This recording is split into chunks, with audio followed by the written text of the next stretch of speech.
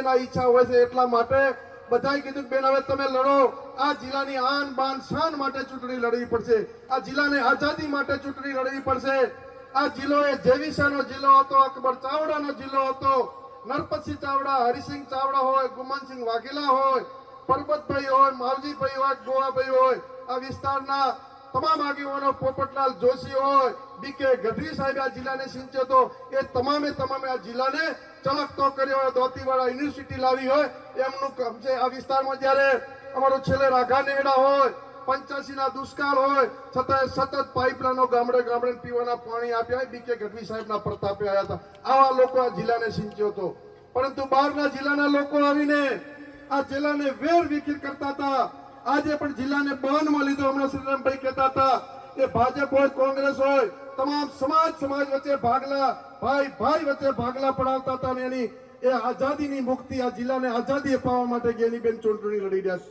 જ્ઞાનીબેન એક ભાજપ કોંગ્રેસ માટે નહીં, સર્વ સમાજ માટે, આ જિલ્લાના ભવિષ્ય માટે ચૂંટણી લડી રહ્યા છે। ત્યારે આપ સૌ જાણી રહ્યા છો પરિસ્થિતિ શું છે। આજે મોરથલના યુવાનોને ગુલાબસિંહ, આ મોરથલની પ્રજાને નમન ને વંદન કરું છું। રાત્રે 1 વાગે તમને કોઈ પરેશાન કરતો હતો, તમે ગુલાબસિંહને ફોન કર્યો, હું ગુલાબસિંહ 1 વાગે આવ્યા હતા। ગુલાબસિંહની ગાડીની ચાવી પણ લેવાનો પોલીસે પ્રયાસ કર્યો હતો, એમની છાતી પર પગ મૂકીને તમારા માટે અમે લડ્યા હતા। એટલે કોઈએ ડરો મત, લડો, આ આઝાદી માટે લડવાનું છે। ત્યારે આપ સૌને વિનંતી કરું છું, આ ચૂંટણી એ પેરાશૂટ કોઈ ઉમેદવારો હોય, આ જિલ્લાને બાનમાં લેવા માંગતા હોય એમાંથી મુક્તિ માટેની ચૂંટણી છે।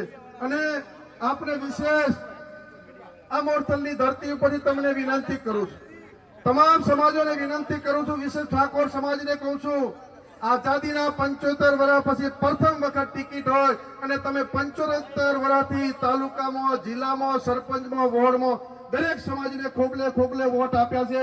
ત્યારે તમારે તમામ સમાજોને વિનંતી પણ કરવાની છે કે તમને અમે કાયમી વોટ આપ્યા છે, અમારી ઠાકોર સમાજની દીકરી પ્રથમ વખત લડે છે। ત્યારે આપ સૌ પણ ખોખલે વોટ આવે, તમે વિનંતી કરશો તો સર્વ સમાજ તમારી સાથે વોટ આપશે અને તમામ સમાજોને ઉમળકોને રાહ છે। ત્યારે આપને વિનંતી કરું છું।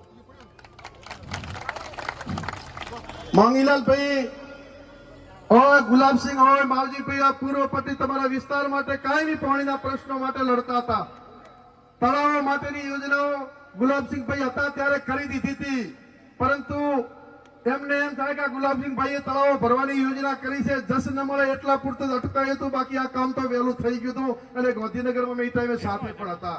ત્યારે ઘણા બધા જૂઠાણા આવશે, પણ તમને વિનંતી કરું છું કે લોકો જુલ્મો ગુજારશે, તમામ પ્રકારના જુલ્મો, એમને લોકોના દિલ જીતીને ચૂંટણી નથી લડવાની, લોકોને દબાવીને ચૂંટણી લડવા એ લોકો નીકળવાના છે। ત્યારે लोग कत्ले आम करते, चर्चा भी नहीं होती, चर्चा भी नहीं होती, हम आह भरते लोग बदनाम करते, हम आह भरते लोग बदनाम करते हैं।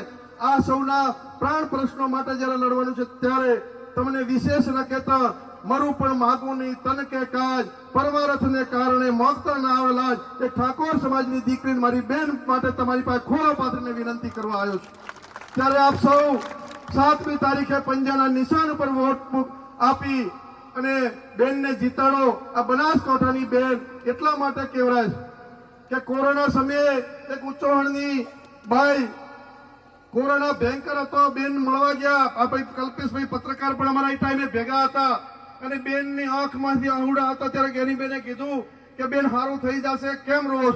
ત્યારે એમણે કીધું કે બેન મને મોતની ડર નથી, પણ મારે દીકરો નથી, મારે સંગી એક જ દીકરી છે અને મારી દીકરીના આ વર્ષે લગ્ન છે, મને ભગવાન એ દીકરીના લગ્ન થાય, પીળા હાથ કરાવે ત્યાં સુધી જીવાડે, એના માટે મને આંખમાં આવડા। અને વાત કરતા કરતા બાઈનો પ્રાણ નીકળી ગયો અને ત્યારે જ્ઞાનીબેને કીધું તું કે સંગી બેટા ચિંતા ન કરી, કુદરતને ગમે તે ખરું કોરોનાએ તારી માં છીની લીધી છે, પણ માની ભૂમિકા ભજવીને તારા રંગે ચગે હું લગ્ન કરીશ। અને આપ સૌ જાણો છો 3 તાલુકા ગુજરાત પ્રદેશ બોલાયું અને સંગીના ઉચ્ચોહણ ભારતમાળાની બાજુમાં રંગે ચગે લંગર કર્યા, એને ક્યાંય મા બાપ કે ભાઈની ખોટ ના આવવા દીધી, એના માટે બનાસની બેન જ્ઞાનીબેન છે। ત્યારે આપ સૌને વિશેષ ના કહેતા, આપ સૌ આજથી જ્ઞાનીબેન બની જાજો અને 2022ની ચૂંટણીમાં ક્યાંક ગુલાબસિંહની ચૂંટણીમાં વોટ ઓછા પડ્યા અને એમને તમને દુઃખ રહી ગયું હોય તો આ ગુલાબસિંહ ના વતી પણ એ બદલો પૂરો કરવાનો સમય આવ્યો છે. એ જ શબ્દો સાથે આપ સૌનો ખૂબ ખૂબ આભાર. જય હિન્દ, જય ભારત.